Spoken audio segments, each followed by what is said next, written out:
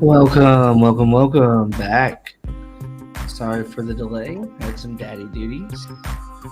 Had some baby's teething duties.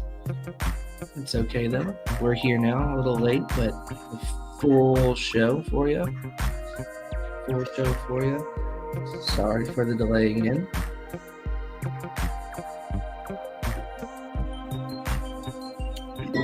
Man, what a good weekend of college football. That's for sure. Pull this down. Bring that down. Got a big show for you.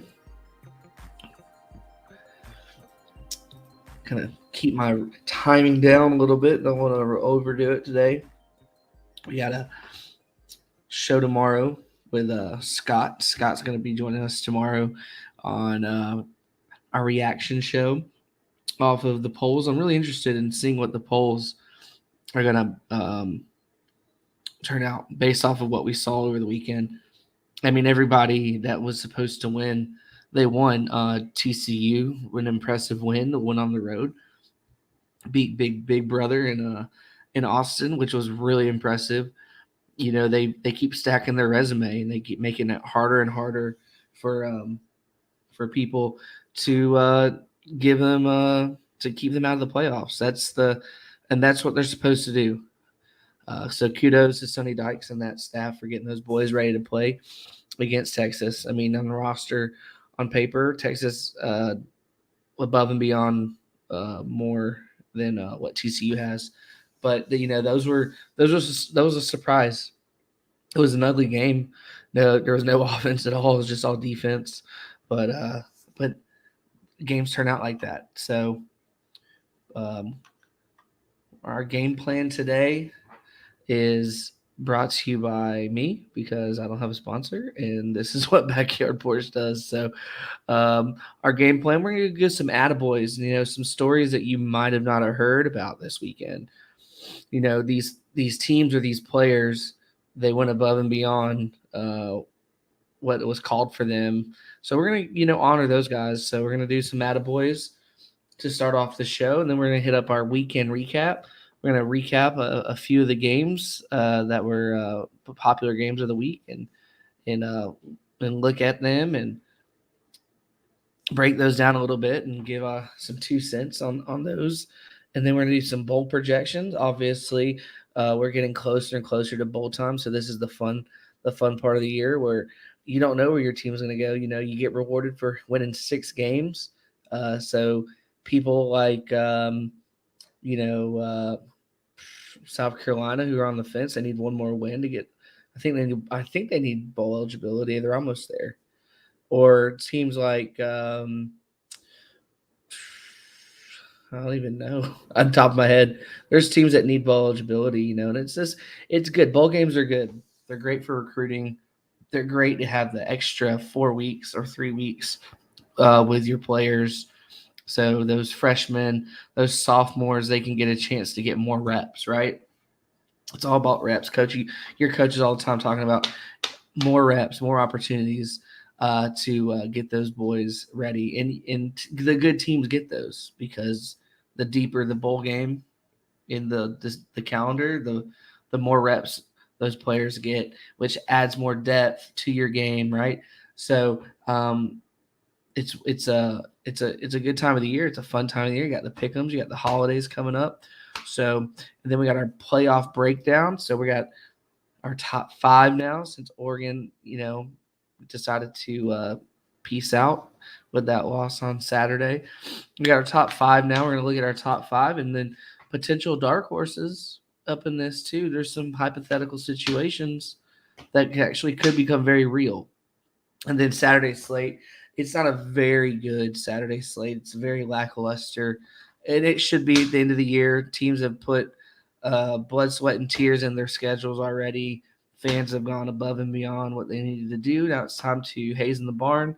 Now it's time to relax, go into the holidays, enjoy your season. If not, look at the things that are bright on the season, or if your school is a basketball school, college basketball is starting up. So that being said, we're gonna go to our attaboys. Our attaboys are very good, man. The first attaboy of the day of the night is gonna be TCU. Our hats off to you. Half the country didn't think you do it. The FPI had you at a less than 30% chance winning. Uh, we continue to move the marker for you guys continue to reach those goals. So, attaboys to you, the entire team, from coaches all the way down to the ball boys, all the way down to the team trainers. Y'all are doing something right this year in Fort Worth, and you're legitimately a top 4 team. Uh, are you a top 2 team? We'll talk about that a little later on. But kudos to you guys. I mean, I'd love to see you guys in the chat, see what y'all think about this, about TCU with the attaboy. Love to see it. I think they've earned it for sure. Wear your TCU shirt, Nate. I gotta find my TCU shirt. I think I gave it to my wife. I'll wait. If they make the playoffs and Tennessee ain't, I'll be a biggest TCU fan, man. Horn frogs, baby. Horn frogs. They earned it. They earned it, Christian. They earned it. So that's the attaboy. The next attaboy is Arizona Wildcats. This is a late start. This is a late kick. This was a 10 o'clock Eastern time game. It's a 10 o'clock Eastern time game. It was right after that Oregon game. Everybody pretty much tuned off probably on the East Coast, but Arizona came out and put it on UCLA at the Rose Bowl. It was 14-0 going in the first quarter, and UCLA had no clue. I knew they had no clue what to do. They ended up coming back at half, but there's just something about the skill players of Arizona. They're 4 wins, I believe 5 wins now. They could get bowl eligible after the next 2 weeks. They're definitely going to beat Arizona State, so I believe they can get bowl eligible. So kudos to those guys. Attaboys to them. They fought hard. The Pac-12 this year, they had to play all those really good teams in the Pac-12, and they finally got one. So good on them. Kansas State, another attaboy. Tip off my hat to them. They had to go to Baylor after a pretty big loss the previous week, and they went to Baylor and they gave Baylor the business. So Baylor got the business on that one. So it wasn't even close. It was 31-3. So I don't know what's going on in Waco and Dave Miranda and his team, but they sure didn't miss nothing. They didn't lose anything. So, but Kansas State, they're looking good again. It looks like the rankings in the Pac-12, not Pac-12, in the Big 12, it looks like Kansas State's going to play TCU, I believe, or it's either them or Texas or against TCU in the Big Ten championship game. So that's going to be a fun one. And then Vanderbilt, man, Clark Lee, Professor X, bald-headed Clark Lee looked so good this week, man. He had them Vanderbilt boys playing some football. It was in Lexington. Excuse me. Bob Stoops, Coach Stoops had no clue what to do, man. Vanderbilt came in with the backup quarterback right. The kid who can just run all the plays, man, a 75-yard touchdown run. Vanderbilt controlled the line of scrimmage. They controlled all 3 phases of the game. It was an ugly look, very ugly look for Kentucky. And honestly, I did feel bad for Kentucky because they talked all that trash this year about how good they are, and they ended up losing to Vanderbilt. So all is right with the world when it comes to the SEC East football, and Kentucky's at the bottom tier because Vandy whooped that ass. So kudos to Vanderbilt. Good job, Vandy. Very proud of you on that one. Boston College finally got a good win. They've been teasing wins all year, and they couldn't get one. They got one against NC State. So kudos to those guys. They play hard football up there, up in Beantown. So we're proud of them. And then You got UCF. They're going to be a at-large school, at-large bid. They're going to win out the American Conference, I believe. They went to Tulane and put it on Tulane. The game on score was 30 was a one score game, but it wasn't that close at all. UCF came out the gate 21-0, and they didn't look back. So kudos to Coach Gus Bus over there, and good job on him. Rice Plumley had another great game. They've just playing good football again. But you can look at UCF and just say they're just a good program. They're going to go into the Big 12 next year and immediately compete in the Big 12. I'm excited about that. Hopefully y'all are too. I know the Big 12 is going to look really, really, really good in the years to come with the additions of UCF and Houston and BYU. So I'm excited about that. So tell us. And then the last but not least, the biggest attaboy of the entire weekend, in my opinion, is UConn. UConn, yes, the UConn Huskies, the basketball school. UConn Huskies, who are supposed to win 1 to 2 games this year. Coach Mora, yes, that Jim Mora, who coached the Atlanta Falcons back in the day, who coached UCLA. He's been around. Coach Mora came into UCLA. Came into UConn, looked at the teams he had, and he said, I can win. I can do here. We're not making any excuses. We're not making any excuses here. So they got that 6th win. Kudos to them. That was big for that program. And they stormed the field with about 500 students. It was kind of funny. But, hey, in the world of football, they're going bowling, and we're proud of them here at Back Porch, and y'all should be proud of them too. So those are our attaboys. I don't know if I missed something, throw it in the chat. We'd love to see some more attaboys if we missed something. I'll give it a second for that.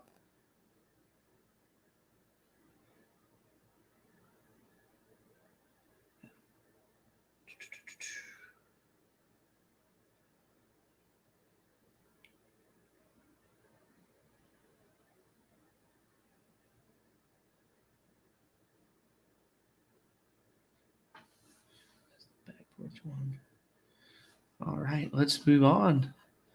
We're going to move on to our next phase.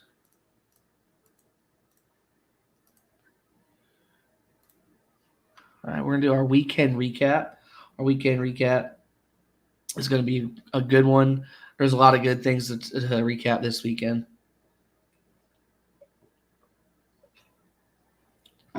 We touched on a little bit of them a second ago. Oops, give me 1 second. Trying to do 3 things at once over here.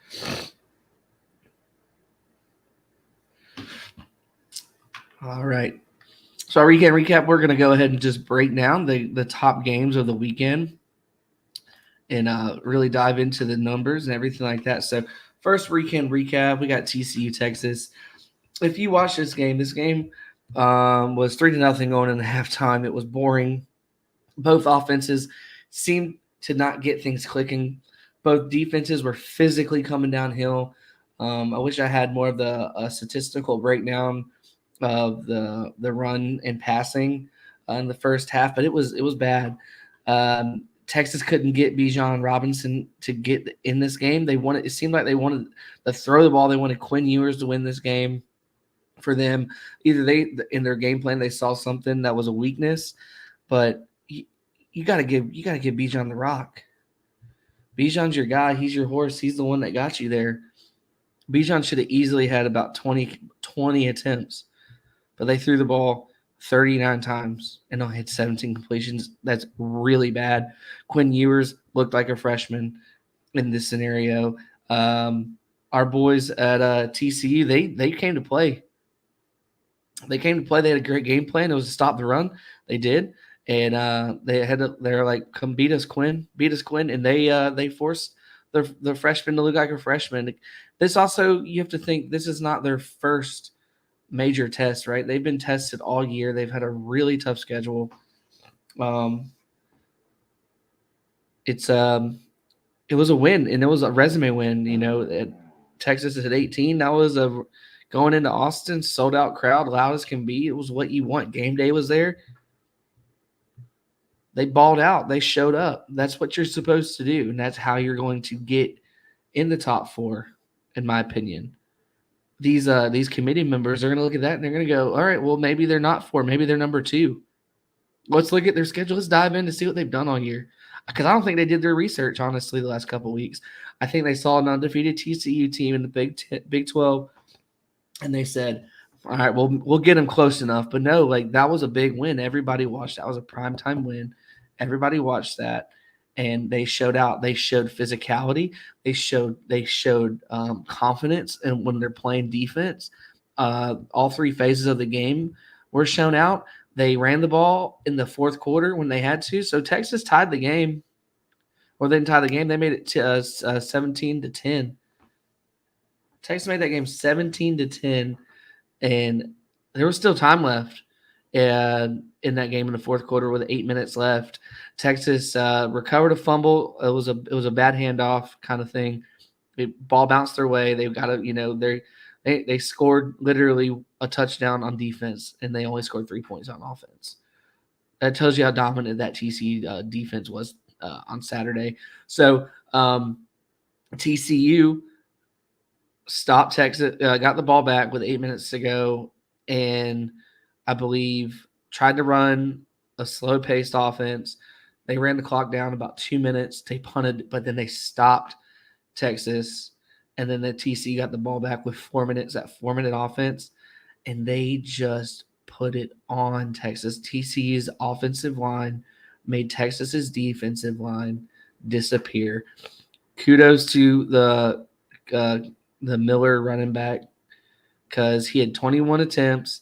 Half of them were in the last 8 minutes of the game, 138 yards. Kid was running with the load. He had fire in his legs because there's nothing stopping him at the end of that game. So I was super, super impressed with TCU.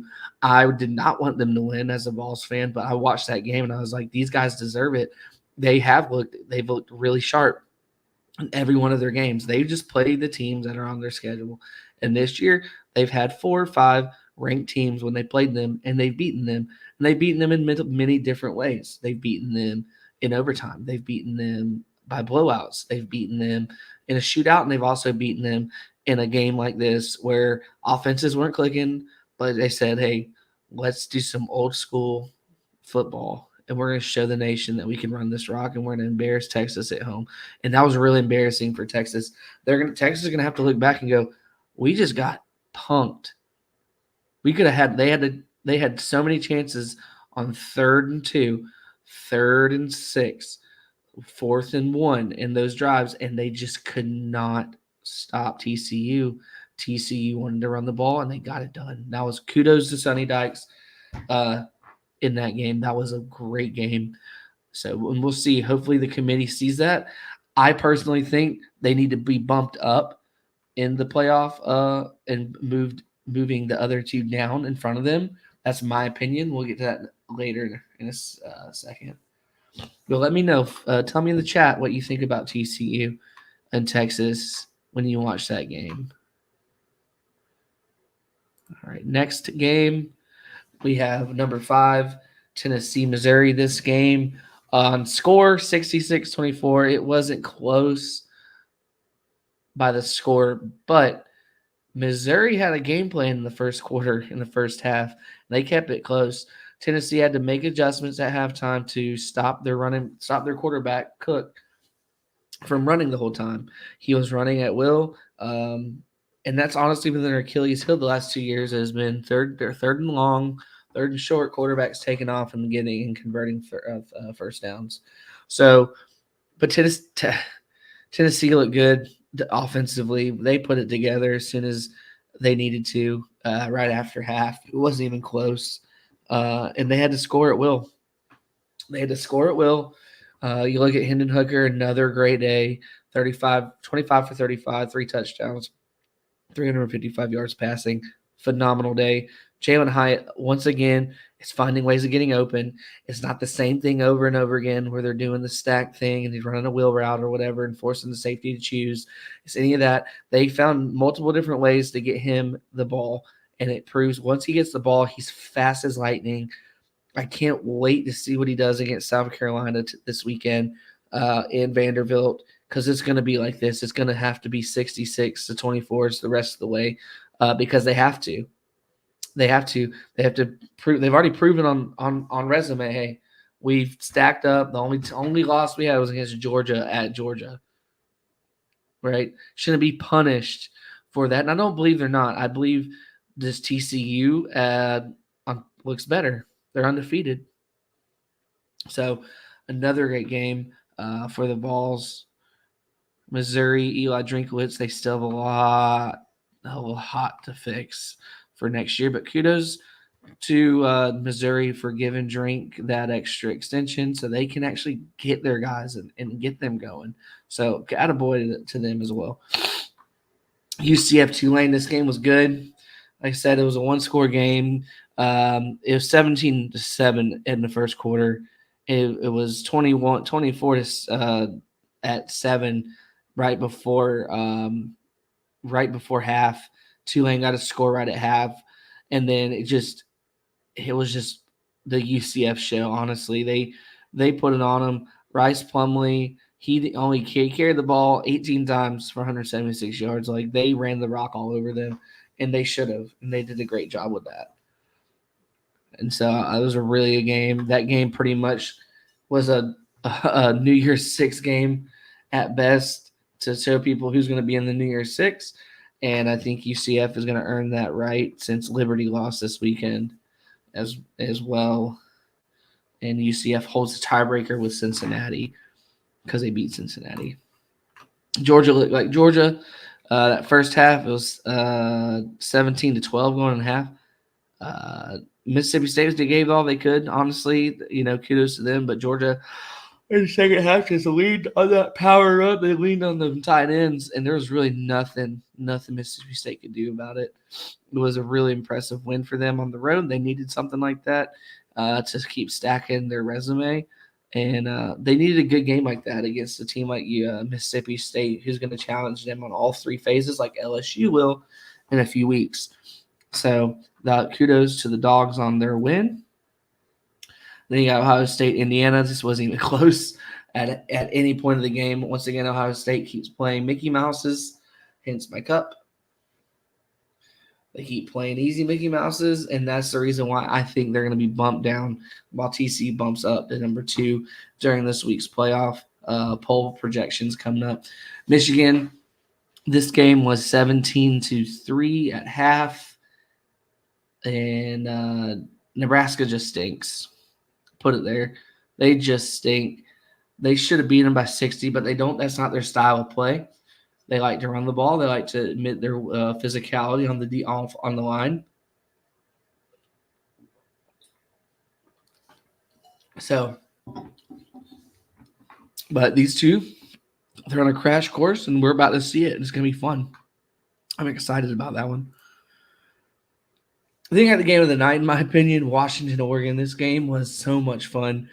I mean, you're looking at the score breakdown. They're scoring all the time. That last quarter was super good. Michael Penix Jr. I personally did not think Washington. I did not think Washington was going to go into Autzen Stadium the way people have all year. I did not think they were going to at once. I think it'd be close in the beginning, but after that, I just not think it was going to be any good. But that game was good. Washington came off from the previous week off of a loss to go into Oregon and beat Oregon, and kudos to that, man. That is definitely a hats off to the Washington staff and the Washington players. Michael Penix Jr., man, has a cannon. That last touchdown pass, he threw that across the field. It looked like it was just a wheel route that the safety was there. That was the crazy part. The safety was there, but how fast that ball was coming, he misjudged it and he missed. It went through his hands, and he caught it, and it was amazing. That's what put him up. and then their defense did the work. So the unfortunately the Pac-12 keeps shooting itself in the foot. But as an entertaining portion of it, as a being a college football fan, that was a great freaking football game. I loved seeing every part of it. Um, Oregon had a shot. They did. They had a shot. They were winning in going in this game. They scored 21 points. That third quarter was electric. But Washington just ended up doing it, man. They found it deep inside. Big players make big moves in big time big time games. Bo Nix had a phenomenal game. It wasn't like he had a bad game, but just Washington had a better game for him. Then we got LSU versus Arkansas. This was a snooze fest. This game was so boring, but LSU pulled it out. Sometimes you got to play games like this. They played so many emotionally tied wins the last couple weeks. So something like this was something that probably they needed as a fan base, where it was like I'm emotional, but like we're gonna win this game. Like they had no doubt in their mind they were gonna win this game. It was just it was cold. Most of these games were cold, but that one was cold. It was snowing in the beginning of the game. Uh, so maybe they had a effect on it, but it was definitely boring. But LSU, they showed their grit in this one, and they won it by 3. Then we got the Alabama Ole Miss game, another phenomenal game. Uh, Poor Lane Kiffin, man, he just can't beat Nick Saban for some reason. Man, this Nick Bryce Young had to be Bryce Young in this game, and he did. And he showed why he won the Heisman last year, and especially in that fourth quarter when they needed to score, and they did it. So kudos to Alabama. I know they're not going to be in the playoffs. They're 8-2. They're going to most likely beat Auburn and Austin Peay. So they're going to go 10-2. They're going to end up in a New Year's Six bowl game at best. And it's weird for them not to be in the playoffs, but it's okay. It's okay. I thought Bama would play angrier. Damon said he thought Bama would play angrier. I mean, Ole Miss is a good team, Damon. They're 8-2 as well. So it was a road game. It was tested. They were definitely tested with Jackson Dart and that offense doing what they needed to do. I felt like if they played last year's offense when they had with Coach Levy, they would have gone faster, more explosive. They kind of played more into Alabama's scheme of slow play. Let's read the defense. Let's read the offense based off of what the defense is seeing. And that's pretty much the game. It broke down to defensive adjustments. Alabama stopped running the ball. They ran the ball a little bit, but then Gibbs was out of the game in the second half. I don't know why. These people still don't know why. There was a hush hush on that one. Ole Miss tried to, in the end of the game, they tried to get fancy and go for it in certain scenarios when they didn't need to. So Bama fans are calling for coordinator. Said, yeah, Bill O'Brien's boring. I mean, everyone knows that, David. Bill O'Brien's boring, but hey, he's what you got. So so he'll probably won't be there next year. They'll probably get a younger, more energetic coach who's not going to run a very conservative offense. As we've been seeing, they want to score points because everyone else is scoring points on them, but they still are so young in that one. So then we're going to move on to our last couple scores. UCLA, what the heck, man? No one watched this game because it started so late. But 14-0 in the first quarter, UCLA digged themselves a huge hole. They came back in that hole, and it was 21-14 at halftime, and then it was 21-21. But Arizona just proved grit, man. They showed out in the second half, especially in that fourth quarter. UCLA had the ball, so UCLA had the ball with a chance to score in that game at the very end. And DTR, the quarterback, he threw it, and the dude just didn't catch it in the end zone. So it was just one of those games, but they couldn't lose at the worst time. They're 8-2. Great year so far still. They're playing USC this week, which is a huge win, huge game for them. I don't take anything from this.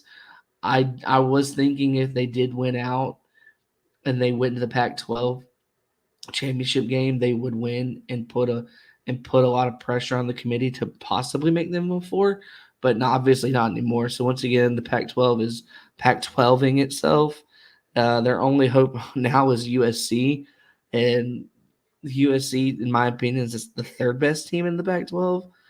It's still Oregon and Utah, USC, and UCLA, then Washington. But all five of those teams can play each other very well. But kudos to Arizona, they did it, and that was one of our attaboys. So next one, number 15 on the AP poll or in the polls. I think North Carolina is going to move up. We have them moving up higher in the polls this week. Kudos to them. They still beat a good Wake Forest team at Wake Forest. They can't play a lick of defense. Clearly, you can tell that, but they can score. Boy, can they score! And they're good at that. And Drake May is a phenomenal freshman quarterback. He's really good at what he's doing. I can't wait to see what he does in the future. UNC, I like UNC in ACC championship game. I'm leaning UNC in the championship game too, Damon. On that one, I think since like week 8, once I saw them after the Notre Dame game, which was week 5 or 4, I was paying attention to all their games, and they're just blowing people out, and they're just playing really good. Mac Brown secretly should be in line for Coach of the Year based off of a 6-6 year to this year. I mean, they're killing it. So if they do win out, they have beaten some ranked teams, some good teams, and on top of that, they have been if they went out, they would ACC championship against a ranked Clemson. That's a good resume right there to push. So it's not going to be easy for these committee guys, honestly. So I'm excited to see what the committee does tomorrow. So that was done with our recap. So we're going to do our bowl projections real quick. Not all the bowl projections because there's 59 million bowls, but we're going to talk about some potential New Year's Six guys. We're going to talk about the Citrus Bowl. We're going to talk about the New Year's Day bowls, and teams that have snuck their way in or teams that have snuck their way out of those. So here's our bowl projections. Going to take my face away, but here's no surprise here. Here's our back porch top 4. If you're looking at the playoffs, you have Ohio State, Georgia, Michigan, TCU in no particular order, but that's our top 4. It has not changed since last week. Then we have our bowl bound. Right now, USC is holding their future in their hands right now. So USC is definitely playoff bound. So is Tennessee. Clemson is playoff bound still. Highly unlikely, but LSU is as well. Because if LSU does run the table and they beat Georgia, once again, they have 2 losses. 2 of the losses came to Tennessee. Another one against a really good Florida State. So Florida State is coming on strong. We have them number 15 in our poll coming out tomorrow. But not USC, but Florida State is making that loss even look even better for them, if that makes any sense. But yeah, man. So these are your bowl. These are your guys still left in the picture, and then you have, of course, your New Year's bowl game contention. So you have a few teams that are still in contention. On top of that, the teams that are in the playoff bound. So the ones that aren't in the playoff bound, they're going to probably bump those teams back to just bowl games after Christmas.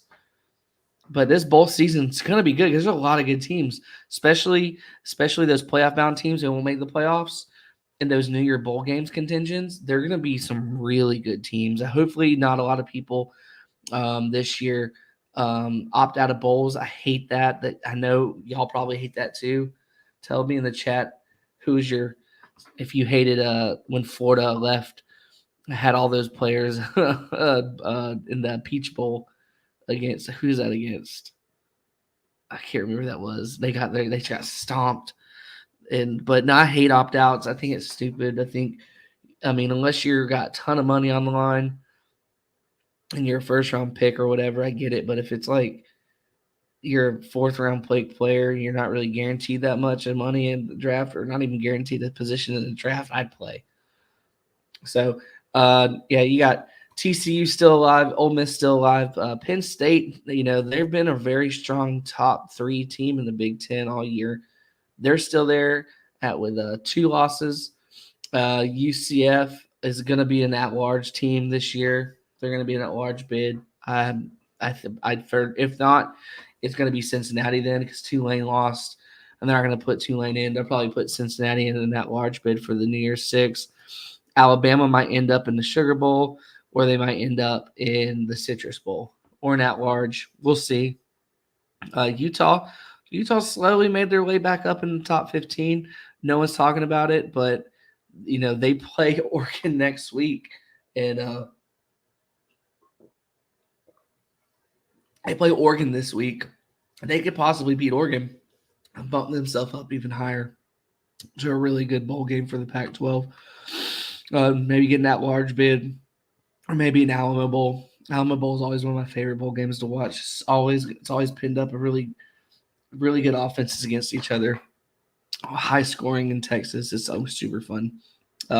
Florida State, I moved them to New Year's Bowl contention. They could probably get a New Year's Day Bowl if they keep winning out. They got to win out. They got to beat Florida. And I think I can't believe they're played this week. Top of my head, but they went out. They're sitting with 3 losses right now. They're 7-3 or something like that. Kudos to them. No one's talking about them, but Mike Norvell has done a phenomenal job this year based off of what we saw in the beginning of the year. Travis Henry or Hunter, or whoever the quarterback is, whatever his name is, he's playing lights out football right now, and no one's talking about it because everyone's focused on the playoff stuff, and that's fine. But don't be alarmed, man. When you see Florida State, like, where did these guys come from? Coming into next year, based off of the recruits that they're bringing in, and they'll get some transfers too. There's a lot of momentum at Florida State, and I'm picking that up. And hopefully you're listening about that too, so you can tell your friends, like, hey, man, well, don't look out for Florida State. So don't be surprised, guys. And then you got Cincinnati. The rest, bowl games after Christmas. Typically the major Power 5 schools, they're going to have majority of the games after Christmas. So that's why majority of these teams in here are 6 and 7 or with 8 wins right now. They'll probably end up with 8 wins. Wake Forest will probably go to that Gator Bowl or something like that and play a 3-loss SEC school or a 4-loss SEC school. There's still really good games. I would love to see a bunch of these matchups against each other. And same way with the one below that and bowl games before Christmas. I'd love to see some of these matchups. So some of these teams that are going to be 6 and 6 are going to match up very well against a group of 5 school who are hungry and desperate to prove themselves. So bowl season is going to be really good. And then you got Notre Dame in their own little bowl. They just fill in wherever they need to be filled in. But kudos to Marcus Freeman, man, Notre Dame and that staff. They've turned it around this year, and it did not look like it was going in their way this year. So kudos to those guys. That is a breakdown of our bowl projections just based off of the tier. We'll have a full bowl breakdown in a month, in like maybe a week or two, once after we get past this roundup, and then we'll look at the Christmas Day stuff, Thanksgiving Day, things like that. So moving on, our next on the lineup, we have our playoff breakdown. So our playoff breakdown, really nothing changed except Oregon losing. Tennessee in the percentage from the ESPN FPI, Tennessee's percentage went down to 58 because TCU's went up to 32. That being said, if the FPI thinks TCU is the 5th best team based off of just analytics, because they're not watching the game, right? It's just a computer. Okay, based off of analytics and all those things like that, does TCU get the bump? Because they're already at number 4. Clearly, the FPI has TCU losing in the championship game, or to Baylor, or somebody. Okay, I don't see that. TCU proved to me that they went in Austin. and then just did whatever they wanted to in that last 3-4 minutes of that game against Texas. That's all I needed to see. Means they got more dog in them than anybody else in the anybody else in the Big 10 or the Big 12. So they got some dogs. And speaking of dogs, Georgia 95%, definitely the best team in the nation, best roster, best coach team, best grit, best fight, best everything, and kudos, they earned it. 65% Michigan, 86% Ohio State. Looks like the FPI is seeing an Ohio State victory based on what the analytics have proven. I think it's because it's a home game and their offense can score at will. And based off of both teams' resumes, they have not played anybody except Penn State, both of them. Michigan does have a good challenge this week with Illinois. So we'll see this week as well on that one. You know, you got 5% LSU and 8% USC. If LSU wins out and they beat Georgia, you clearly don't bump Georgia out. Georgia stays there, right? But does LSU deserve a chance to be in the number 4 spot? That's something to see. That's something to think about. Something about USC, same thing. If USC wins out, they get a good ranked game against UCLA this week. Then they're going to probably play Oregon in the championship game. They beat Oregon. Their one loss on the road by 3 with their loss. Does USC challenge for that 4th spot? What does the committee do? It's crazy. You got Clemson. Clemson can win out, win their division, do all that stuff. One loss Clemson. You have a potential for a Pac-12 one-loss champion and an ACC one-loss champion not even making it into the polls, and that's crazy to think. So we'll see what they do. I don't know. Something's just telling me, man. Something's just telling me that they're gonna screw the Big Ten. They won't give them 2, and they won't let Tennessee in. So it looks like they're gonna do. I just feel like they're going to do one SEC, one Big Ten, one Pac-12, and one Big 12, and screw the ACC. What do you think? Let me know in the chat. I think that's going to happen. I think they're flirting with us. They have a plan all along, and that plan is a balanced set going into it because they say, it's the best team, best resume, best. I don't believe them. They can't give us anything. But then let's break down strength of schedule, right? So here's our strength of schedule. Georgia got a 38 ranked strength of schedule. Okay. 38 strength of schedule in the nation. Tennessee's got the number 3 strength of schedule in the nation. Number 3. Ohio State's got number 60. Michigan's got number 82 strength schedule, and Alabama has 6. And LSU is 11, all because they all play in the SEC. That's your reasoning right there. Ain't played nobody. 60 and 82? Come on.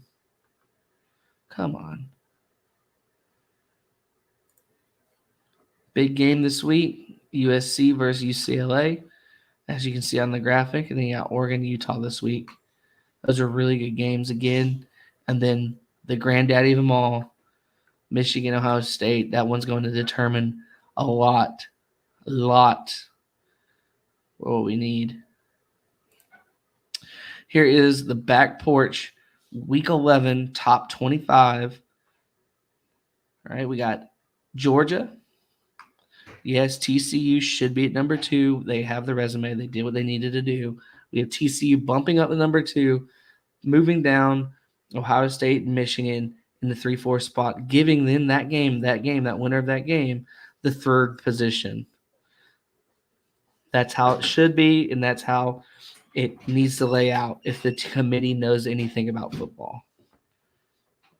Then you got LSU sitting at 6, USC at 7, Alabama 9, Alabama 8, Utah 9, UNC 10.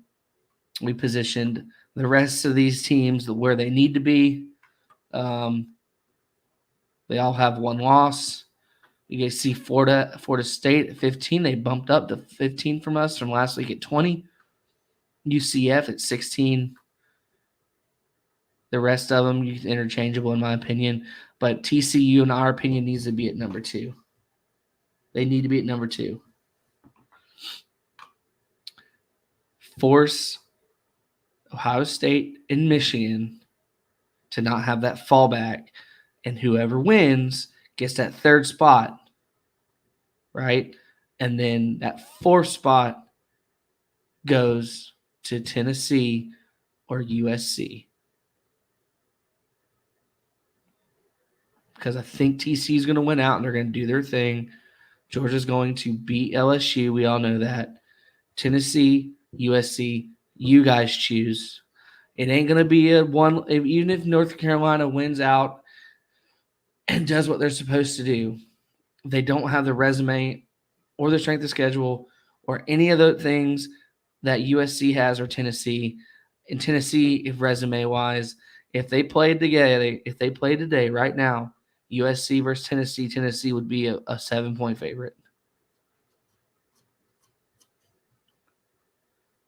So I'm loving it. I'm loving what I'm seeing. I can't wait to see the committee come out and do what they do tomorrow, but we have a really good idea of what it should look like. So, guys, it's been fun. I know this is a little delayed on my end. Like I said, the baby was teething and I had to put her down to sleep. So this has been a wonderful, wonderful show. Here's our standings for our pick'em. Current standings for our pick'em this year to prove that we know what we're talking about here.